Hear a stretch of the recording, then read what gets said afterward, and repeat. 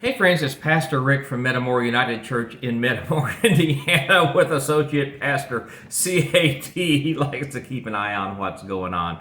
Well, it's time for our Friday thoughts, our quick little devotionals on Friday. And today actually is Good Friday.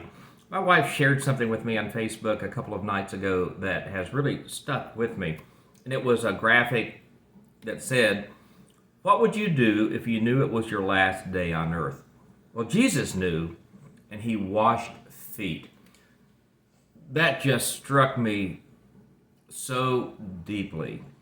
I have long thought that the mission of the church, the whole point of this whole thing that we do, is that we are to be servants.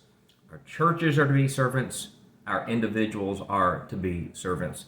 Jesus talks about this in Matthew chapter 20, starting in verse 25. He calls his group together and talks about how the rulers are lording their dictatorship almost over them. And he says, you're not supposed to do that. He says, literally, quoting him, "Not so with you. Instead, whoever wants to be great among you must be your servant. And whoever wants to be first must be your slave. Just as the Son of Man," speaking of himself, "did not come to be served, but to serve." You know, the whole point of Good Friday, the whole point of Easter, of course, is to look on his death and resurrection. But deeper than that is to look at what he wants us to do.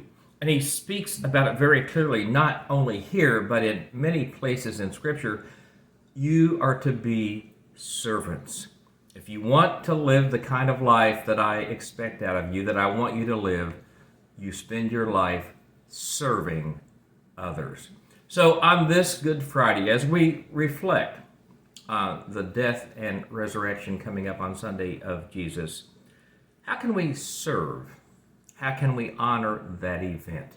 Go out and serve.